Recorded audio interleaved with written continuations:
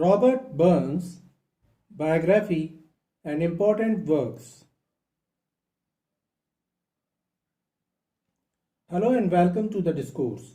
Robert Burns was a Scottish poet and lyricist born on 25th January 1759 and died on 21st July 1796 at the age of 37.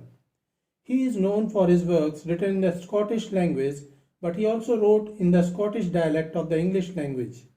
Robert Burns is one of the most celebrated and respected Scottish poets and author, and he is also known as the national poet of Scotland.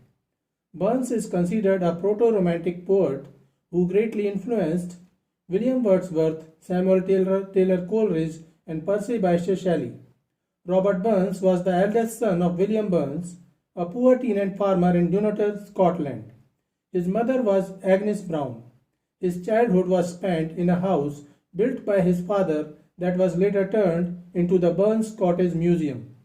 Robert Burns faced poverty, scarcity, and other problems of tenant farmers and was hugely influenced by it. At one time, he faced such dire poverty that he decided to move to Jamaica to work as a laborer. However, his friend Thomas Blacklock encouraged him not to go to Jamaica.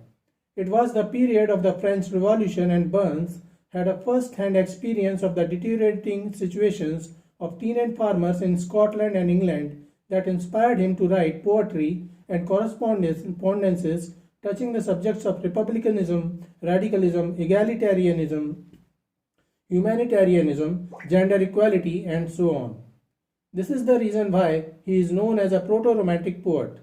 Burns often raised awareness about the dire situations of tenant farmers and other poor people in society in his works, which is why he is also known as peasant's poet and a plowman poet.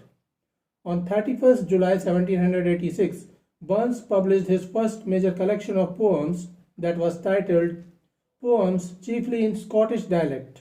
Most of these poems were written during the period 1784 to 1785. Some of the very famous poems included in this book are Halloween, The Tawdops, The Cotter's Saturday Night, and To a Mouse. Halloween is a long poem containing 28 stanzas in which Burns describes the festivities and various tricks played by Scottish kids and farmers on Halloween. The Cotter's Saturday Night was written in Spenserian stanza from that invoked the pastoral scene in the poem. In this poem, Burns vividly describes the Scots peasant life. Another famous poem, To a Mouse, also describes the struggles faced by the tenant farmers. In this poem, Burns also expressed one of the most attractive sides of his personality, which was his tenderness towards the treatment of animals. In this poem, the poet also suggests that a tenant farmer's life and those of other poor downtrodden people of the society is no better than that of a mouse whose home has been destroyed by the ploughman of the field. Such poems vividly describing the life of tenant farmers gained the title of peasant's poet and ploughman poet for Robert Burns. American author John Steinbeck chose the title for his novel Of Mice and Men from this poem.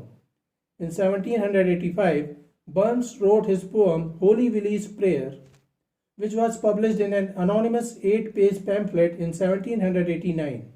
This poem is often termed as one of the finest satires by any poet.